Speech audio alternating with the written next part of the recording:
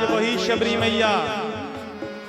अरे रामा रामा रटते रटते बीती रे उमरिया, रामा रामा रटते रटते बीती रे उमरिया, रामा रामा रटते रटते बीती रे उमरिया, रामा रामा रटते रटते बीती रे उमरिया। रघुकुल नंदन कब आओगे, रघुकुल नंदन कब आओगे, प्यारे राघव कब आओगे, प्यारे राघव कब आओगे, इस दासी की झुपड़िया, रामा रामा रटते रटते बीती रे उमरिया, रामा रामा रटते रटते बीती रे उमरिया, रामा रामा रटते रटते।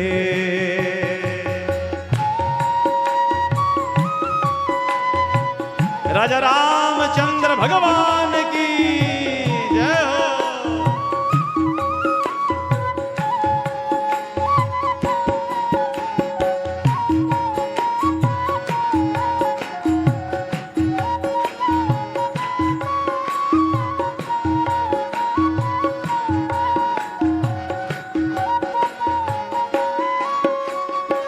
मैं शबरी बिलनी की जाई, भजन भाव नहीं जानू रे, मैं शबरी बिलनी की जाई, भजन भाव नहीं जानू रे, मैं शबरी बिलनी की जाई, भजन भाव नहीं जानू रे, शबरी बिलनी की जाई, भजन भाव नहीं जानू रे, राम तुम्हारे दर्शन के हित वन में जीवन पालू रे, राम तुम्हारे दर्शन के हित वन में जीवन पालू रे, चरण कमल से पावन कर दो, चरण कमल से पावन कर दो, चरण कमल से पावन कर दो, चरण कमल से पावन कर दो, इस भिलन की झुपड़िया, रामा रामा रटते रटते बीती रे उमरिया, रामा रामा रटते रटते बीती रे उमरिया, रामा रामा रटते रटते। बोलो भिलनी मैया के राम की जय हो।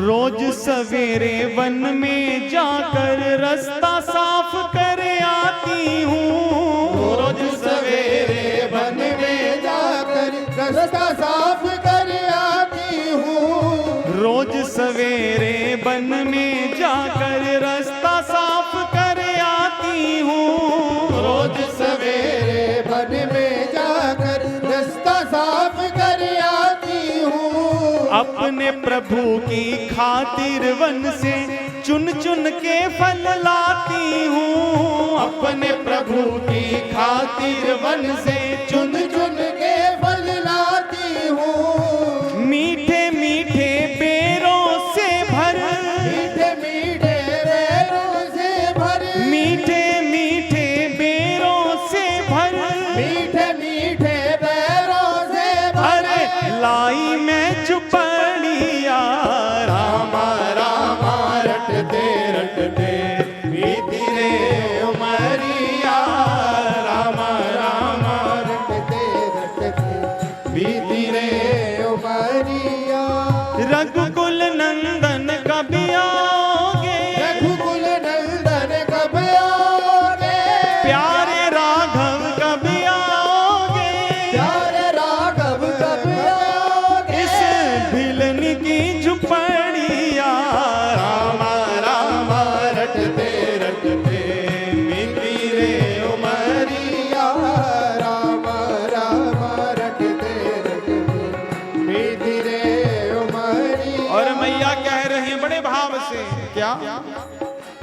सुंदर श्याम सलोनी मूरत नैनों बीच बसाऊंगी।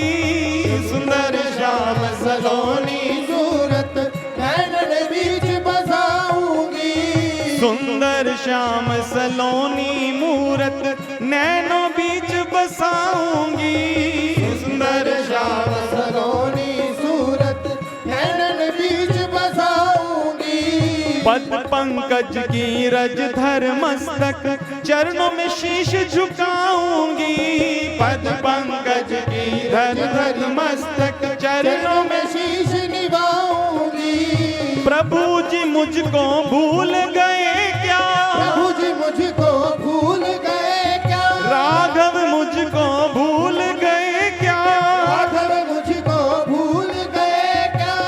दासी की खबरिया रामा रामा रटते रटते बीती रे उमरिया।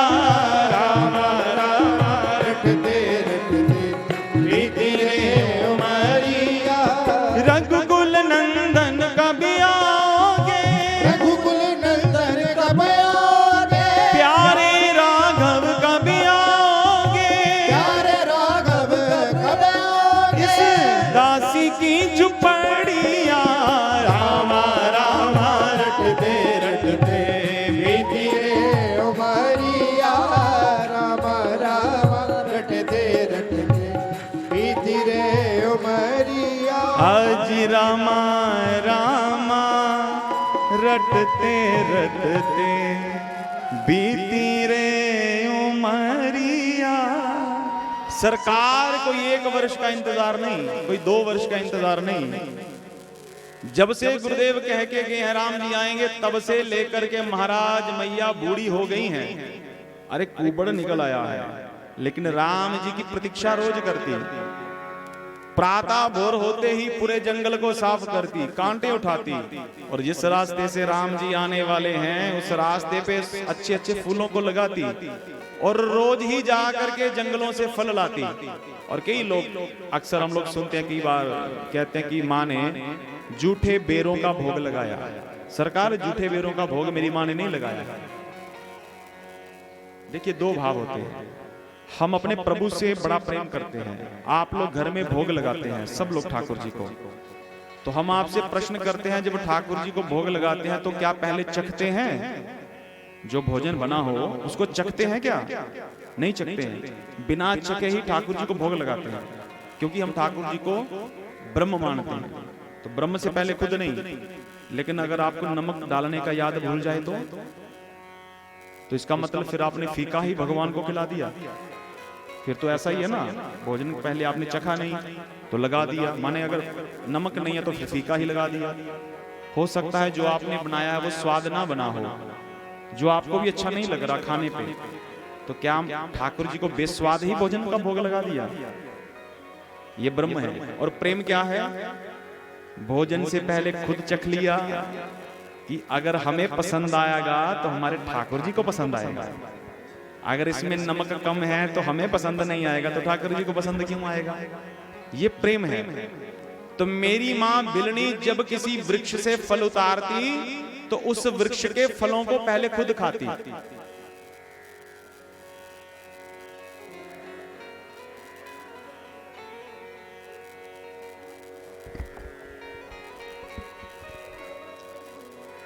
तो मैया फलों को पहले खाती क्यों? जिस फल को खाने से उनको तृप्ति हो, जिस फल को खाने से मैया को आनंद आए, वही फल मैया तोड़ करके अपनी टोकरी में डालता। तो आज से ये बताइए, घर में चख करके भोग लगाएंगे कि बिना चख के लगाएंगे? ये प्रेमा भक्ति है। देखिए प्रेम के आगे तो हमारे ठाकुर ही झुक जाते भैया। लेकिन अगर प्रेम है तो ऐसा करिए, अगर भगवान में ब्रह्म का दर्शन है तो फिर ऐसा मत करिए, लेकिन भगवान के साथ अगर प्रेम है तो ऐसा करिए। लेकिन प्रेम कैसा हो? हम लोग कई बार देखते हैं घरों में लड्डू गोपाल हैं, आप लोगों के भी घर पे होंगे, तो सरकार अपने लिए बढ़िया बढ़िया एकदम छोले भटूरे बनाएंगे और ठाकुर जी के लिए सिर्फ 1 चम्मच दूध। बोले ठाकुर जी, अरे ऐसा भैया हम लोग घर में लहसुन प्याज यूज करते हैं तो ठाकुर जी को फिर भोग नहीं लगाते। अरे भगवान के लिए मात्र 1 चम्मच दूध, 1 चम्मच दही और अपने लिए बढ़िया बढ़िया पकवान। महाराज ये कहां का इंसाफ है बताइए। सरकार जो आपके ठाकुर जी पावे आप वो पाइए, फिर चाहे बिना लहसुन प्याज के बनाना पड़े तो बनाइए। दासत्व तो ये कहता है ठाकुर जी जो आप खाएंगे वो हम खाएंगे, जो आप पिएंगे वो हम पिएंगे। इसका मतलब ये नहीं है कि ठाकुर जी को दूध पिला दिया बस हो गया। हमारे ठाकुर जी बड़े सहज हैं। अरे ठाकुर जी कुछ बोलेंगे थोड़ी। अपने लिए बढ़िया से बढ़िया कपड़े पहनिए, कोई मनाही नहीं है, लेकिन जब भगवान के द्वार पर कुछ चढ़ाने की बात आए तो भैया कंजूसी मत करिए। अपने लिए बढ़िया बढ़िया मिष्ठान लीजिए, लेकिन ठाकुर जी के लिए सिर्फ दाना मत लीजिए, ठाकुर जी के लिए भी रसमलाई लीजिए। अपने लिए घर पे बढ़िया बढ़िया परांठे बनाइए, पनीर डालिए, सब कुछ डालिए, लेकिन ठाकुर जी को सिर्फ 1-2 खजूर और 2-3 बादाम धर के बात पीछे मत हटाइए, उनको भी वैसा ही भोग लगाइए। तो फिर देखना महाराज आपके जीवन में कितना आनंद बनता है। हम तो ये कहते हैं कि फिर आप बिना ठाकुर जी, देखिए कल हमने प्रसंग सुनाया है, तुम्हें ही निवेदित भोजन करहीं। हे प्रभु जो आपको निवेदित करके भोजन करे आप उनके हृदय में निवास करिए। तो इसलिए भगवान तो भैया भगवान है। ब्रह्म का दर्शन करेंगे तो अनेक आपको बातों का ध्यान रखना पड़ेगा, लेकिन अगर प्रेमा भक्ति है तो प्रेमा भक्ति में सहज रखिए, लेकिन ऐसा भी प्रेम मत कीजिए कि एक हाथ में लड्डू गोपाल दूसरे हाथ में गोलगप्पा। हम लोग बाजार में देखते हैं, शादी ब्याह में जाते भैया एकदम डोसा पकड़ने के लिए मैया एक हाथ से प्लेट और दूसरे हाथ में लड्डू गोपाल। तो लड्डू गोपाल की भैया ये केश कहीं पे, लड्डू गोपाल की पगड़ी कहीं पे, ऐसा प्रेम मत करिए। इस अपराध से बचिए। हम लोग एक बार वृंदावन गए, वहां पर महाराज बिहारी जी के दर्शन के लिए एक रास्ता निकाला, वहीं पे एक जूता चप्पल स्टैंड, तो 1-2 मैया अपने लड्डू गोपाल को जूता स्टैंड में ही धर गई, बोलते हम बिहारी जी के दर्शन करके आते हैं फिर वापसी ले आते हैं। ऐसी मानसिकता मत करिए। ये भगवान से प्रेम कोई दिखावे का मार्ग नहीं है महाराज, भगवान से प्रेम आत्म कल्याण का मार्ग है। हम आपसे चर्चा नहीं करेंगे, लेकिन शहर में एक बहुत बड़े व्यक्ति हैं, मुझे उनका एक बार फोन आया, नाम नहीं बताऊंगा, तो उन्होंने कहा कि हमारे घर में हमारी दादी जी के लड्डू गोपाल हैं, दादी जी के तो अति प्राचीन शिव विग्रह होंगे 100-125 साल पुराने। वो बोलते सरकार ऐसी बात है, हम लोग इनकी पूजा बंद नहीं कर सकते, आप ऐसा करिए इनको कहीं मंदिर पे धरा दीजिए। मैंने बोला भैया क्यों? नहीं घर पे फिर सब बच्चे बच्चे सब खाते पीते हैं तो फिर अच्छा नहीं लगता। देखिए चराचर जगत के स्वामी को हम अपने चंद स्वाद के लिए घर से बाहर निकाल रहे हैं, ये कौन सा प्रेम है? चराचर अखिल कोटि ब्राह्मण नायक, हम कहते हैं प्रभु को तन मन धन सब है तेरा, ये सब कहते हैं आरती में, लेकिन वास्तविकता ये है कि हम अपने प्रभु को अपना नहीं पाएंगे। जिस दिन महाराज ठाकुर जी ने आपके ऊपर कृपा करी, आपके मन में श्री ठाकुर जी बैठ गए, फिर उस दिन देखना 2 पल भी आपका जीना दुश्वर हो जाएगा, उनके बिना आप रह नहीं पाएंगे। ये हमारे ठाकुर जी हैं, हर कथा में हमारे साथ चलते हैं। एक बार ये खो गए, हम लोग गाड़ी में जा रहे थे तो ये भैया थे, इनकी गोदी में, आपके थे ठाकुर जी, इनकी गोदी में लोकेंद्र भैया गए, हमारे ठाकुर जी इनकी गोदी में रह गए। महाराज हम घर में ढूंढते रहे, मुझे ठाकुर जी कहीं मिले नहीं। आप विश्वास मानिए पूरा दिन मेरा घर पे मन ही नहीं लगा, पूरी रात महाराज चिंता यही रही, यहां तक कि भोजन भी हमने नहीं किया, बस यही चिंता कि ठाकुर जी गए कहां पे। ठाकुर जी कृपा से 4 समय का भोजन का भोग हमारे घर पे लगता है। अब इन्होंने नहीं पाया तो भैया हमारा भी मन ना करे, लेकिन मुझे अगली सुबह जब हम कथा पंडाल में पहुंचे तो गाड़ी में ये लोग केंद्र भैया बोले कि आपके ठाकुर जी महाराज हमारी गोदी में है। तो ये ठाकुर जी ने चिंता मत करिए, कल आराम से शाम को भोग पाया है इन्होंने। कहने का बाद भाव ये है सरकार, अगर भगवान को श्रद्धा से मानते हैं तो हम बतावें, जब आप ठाकुर जी के बिना नहीं रह पाएंगे तो भगवान भी आपके बिना नहीं रह पाएंगे, वो समय आ जाएगा। लेकिन जितना करिए दिल से प्रेम करिए, भाव से प्रेम करिए, ये दिखावे का मार्ग नहीं है। भक्ति को जितना छुपाया जा सकता है छुपाइए, और शुरू शुरू से भगवान का नाम कभी मीठा भी नहीं लगता है। शरीर में पित्त बढ़ा हो, आप कितनी भी मिश्री चूसिए, आपको वो मिश्री कड़वी लगेगी। लेकिन वही मिश्री चूसते चूसते जब पित्त शांत हो जाएगा, वही कड़वी लगने वाली मिश्री आपको मीठी लगनी शुरू हो जाएगी। इसी प्रकार शुरू शुरू से भगवान का नाम लेना, भगवान के प्रति प्रेम करना बड़ा अटपटा लगता है, लेकिन फिर ऐसा समय आ जाता है जब ठाकुर जी के बिना हम नहीं रह पाते हैं। तो सरकार मां शबरी कंद मूल फल सुरत अति दिए राम कहुआन, प्रेम सहित प्रभु खाए बारंबार बखान। मां शबरी ने जब सुंदर सुंदर फल मेरे प्रभु को दिए हैं, स्वागत हुआ है, मैया ने बिठाया है, चरणों को धोया है, मेरे राम जी को एक टक निहार रही है मैया, और मेरे राम जी भी करुणाभरी दृष्टि से मां को देख रहे हैं, और मां शबरी नेत्र भरे हुए दृष्टि से मेरे प्रभु को निहार रही है। और सरकार एक फल उठाती हैं, मेरे राघव भैया के मुख में लगाती हैं, और राघव सरकार भी बार बार उस फल की प्रशंसा कर रहे हैं, मां ये बड़ा स्वाद है। फिर मां दूसरा फल मुंह में रखती है, कहती मां ये तो इससे भी बड़ा स्वाद है। जितनी बार मां शबरी फलों को ठाकुर जी के मुखमंडल में लगाती, उतनी बार ही मेरे प्रभु कहते मां ये तो सबसे ज्यादा स्वाद है। मानो इतना प्रेम मेरे प्रभु कर रहे हैं। सरकार हम एक भाव गाए थे,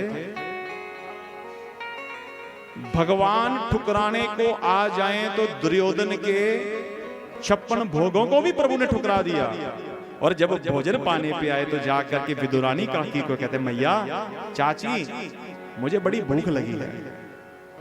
दुर्योधन ने कहा है, देखिए भोजन हमेशा दो अवस्थाओं में ही पाया जाता है, या तो भोजन करने वाले को बड़ी भूख हो, अथवा भोजन करवाने वाले की श्रद्धा हो। अगर आपको मुझे बड़ी भूख लगी है तो हम जाएंगे, अरे भैया कुछ खाने के लिए दीजिए, आप मेरा कितना भी तिरस्कार करिए, मैं उस भोजन को खाऊंगा। क्यों? भूख के मारे मेरे प्राण निकल रहे हैं। और दूसरी तरफ देखिए, मैं कितना भी खा के जाऊं, लेकिन आप मुझे पकड़ के बिठा ले, नहीं भैया चाहे आप एक रोटी खाइए, आपको खानी ही पड़ेगी, चाहे आधी खाइए, लेकिन आप खाइए जरूर। बंधु ये श्रद्धा है। और ठाकुर जी कहते दुर्योधन ना तुझ में खिलाने वाली श्रद्धा है और ना मुझे भूख है। तो विदुरानी काकी के घर गए, विदुरानी काकी प्रेम से इतनी वशीभूत हो जाती हैं, सरकार केले ऐसे छील रही हैं, तो महाराज केले की गिरी को नीचे गिरा रही हैं और छिलके ही मेरे प्रभु के मुख में दे रही हैं, और मेरे नाथ उन छिलकों को ही खा रहे हैं। उधर से विदुर महाराज आए, अरे ये क्या कर रही हो, ठाकुर जी को केलों के छिलके खिला रही हो? बोलती हो नाथ क्या मैं केले के छिलके खिला रही हूँ? तो ठाकुर जी कहते अरे मैं केले के छिलके खा रहा हूँ। माने प्रेम की पराकाष्ठा न खाने वाले को पता लग रहा है कि मैं क्या खा रहा हूँ, और ना खिलाने वाले को पता लग रहा है कि मैं क्या खिला रही हूँ। ये प्रेम है। सरकार जब बार बार मां ठाकुर जी को सुंदर सुंदर फल खिला रही हैं और बाद में कह रहे हैं, के ही विधि स्तुति करहूं तुम्हारी, अधम जाति में जड़मति भारी। हे नाथ मैं किस प्रकार आपकी स्तुति करूं? ना तो मुझे वेद मंत्र आते हैं, ना मुझे कोई स्तुति आती है। मैं तो जाति की भी अधम हूं, और जाति की अधम हूं, लेकिन जड़मती भी हूं, मुझे अकल नहीं है, मैं मूर्ख हूं। तो हे नाथ मुझे ये नहीं पता लग रहा कि मैं आपकी स्तुति किस प्रकार करूं। सरकार कहते हैं, कह रघुपति सुनो भामिनी बाता।